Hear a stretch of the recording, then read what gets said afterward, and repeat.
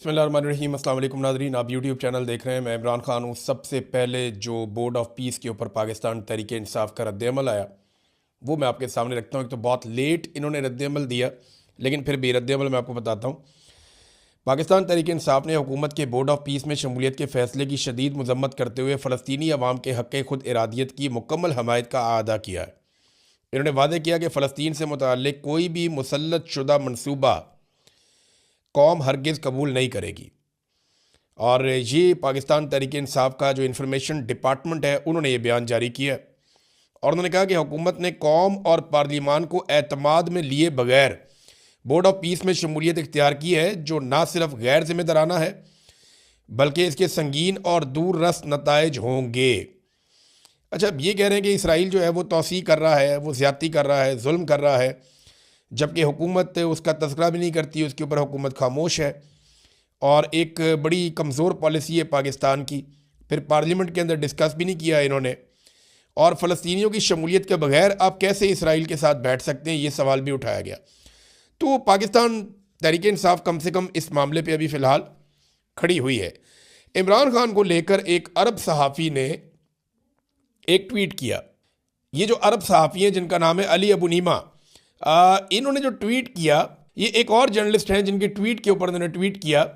और ये journalist tweet करते हैं कि ट्रंप ने एक मुल्क के सदर को अगवा कर लिया और क्यूबा के लोगों को अभी वो भूख से परेशान कर रहा है और ईरान के ऊपर वो एक जंग मुसल्लत करने वाला है। और इसके बावजूद we have a Muslim leader just like Shahbaz Sharif who calls him truly a man of peace. और हमारे पास एक मुसलमान लीडर है शहबाज शरीफ जो उसे इसके बावजूद मैन ऑफ पीस यानी अमन का पैगंबर उसको कहता है। अब आप ये देखें कि ये जो एक अरब सहाफ़ी हैं वो इसके ऊपर क्या लिखते हैं। वो ये लिखते हैं, और ये बड़े मकबूल जर्नलिस्ट हैं। ये कहते हैं जी, this is why Imran Khan is being slowly murdered in prison. यही वजह है कि इमरान खान साहब को कैद में आहिस्ता आहिस्ता कत्ल किया जा रहा है। और ताकि ये जो पपेट्स हैं या कठपुतलियाँ हैं इस किस्म की, शहबाज शरीफ की किस्म की, कैन किस the boots of Donald Trump, कि ये जो डोनाल्ड ट्रंप के जो जूते हैं उनको चूमते रहें या उनके जूते चमकाते रहें, जूते चूमते रहें। शू शाइन बॉय इनका नाम इंटरनेशनली शहबाज शरीफ का पुकारा गया। उसके बाद कहते हैं कि ये पाकिस्तान के लिए एक शर्मनाक बात है। ये जनाब पाकिस्तान की सूरत हाल है। अब इमरान खान के ऊपर द डिप्लोमेट ने एक मैगज़ीन, ये है डिप्लोमेट, इसने एक आर्टिकल लिखा है।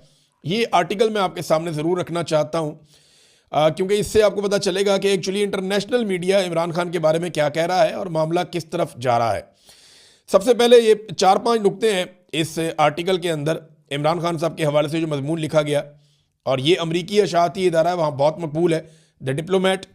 और उसने इमरान खान के मुतालिक जो इसका उन्वान है ना मजमून का, वो बड़ा इंपॉर्टेंट है। उन्होंने कहा जी, डेड और लाइव, कि जिंदा रहे या ना रहे।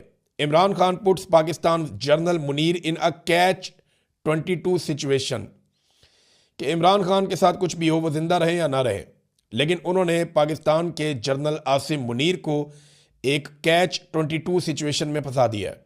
ये कैच 22 क्या है? ये जनाब एक जोसेफ हेलर, एक राइटर थे, उन्होंने एक नावल लिखा था कैच 22 के नाम से 1961 में। जंग अजीम के कुछ वाक़यात का इसमें तस्करा था। तो कैच 22 एक सिचुएशन का नाम है जिसमें से निकलना नामुमकिन हो जाता है। यानी आप कहीं भी नहीं जा सकते। यानी आप कहते हैं कि आगे गड़ा पीछे खाई, इस तरह भी लोग मिसालें देते हैं। कई लोग कहते हैं कि चारों तरफ से शामत आ गई है। तो वो ये सिचुएशन है जिसमें इमरान खान साहब ने आसिम मुनीर को फंसा दिया है। अब ये आर्टिकल क्या कहता है, ज़रा ये देखें, ये बहुत इंपॉर्टेंट है। उन्होंने कहा जी, इमरान खान जिंदा रहे या ना रहे, जनरल आसिम मुनीर को कैच 22 इंतहाई मुश्किल सूरत हाल में जिसमें से निकलना नामुमकिन है उसमें फंसा दिया है। पाकिस्तान की सियासत इस वक्त ऐसी जगह पे खड़ी है जहां मुल्क की ताकतवर फौजी क़यादत, खास तौर पे आर्मी चीफ आसिम मुनीर को अपनी तारीख के सबसे बड़े सियासी चैलेंज का सामना है। जेल में कैद साबिक वज़ीर आज़म इमरान खान ने अपनी सियासी बका और अवामी मकबूलियत के ज़रिए पाकिस्तानी मिलिट्री एस्टेब्लिशमेंट को एक ऐसी बंद गली में धकेल दिया है जहां से वापसी का रास्ता नज़र ही नहीं आता। अब इसके अंदर ना इन्होंने 5 नुक्ते लिखे हैं जो इंपॉर्टेंट हैं और आखिर में इन्होंने कंक्लूड कर दिया। मैं मुख्तसर आपको बता देता हूं। नंबर 1 ये कहते हैं कि जनरल मुनीर की मुश्किलात कैच 22 सिचुएशन, यानी इमरान खान ने ऐसा फंसा लिया है कि अब ये निकल ही नहीं सकते इसमें से। ये कुछ भी कर लें, इमरान खान का बयानिया जो है वो मजबूत है और अवामी ताकत के साथ इमरान खान साहब अगर वापस आ गए तो एस्टेब्लिशमेंट का सियासी असर रसूख खत्म कर देंगे और अगर उन्हें जेल के अंदर कुछ हो जाता है, उनकी जिंदगी को खतरा लाक होता है, तो इसके नतीजे में भी ये नहीं बचेंगे।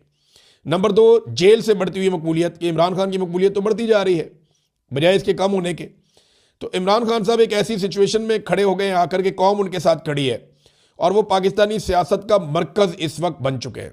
नंबर 3, बैनुल अक़वामी दबाव और ट्रंप का फैक्टर जो है वो भी उन्होंने उसका भी तस्करा किया। उन्होंने कहा देखे, ट्रंप बेशक जितनी मर्जी तारीफें कर रहा है मौजूदा हुक्मरानों की, ये बात आपको भी ध्यान में रखनी चाहिए, इमरान खान की बुराई ट्रंप ने कोई नहीं की और जो ओवरसीज पाकिस्तानी ट्रंप को मिले उनके सामने ट्रंप ने इमरान खान के बारे में कोई बुरी बात नहीं की।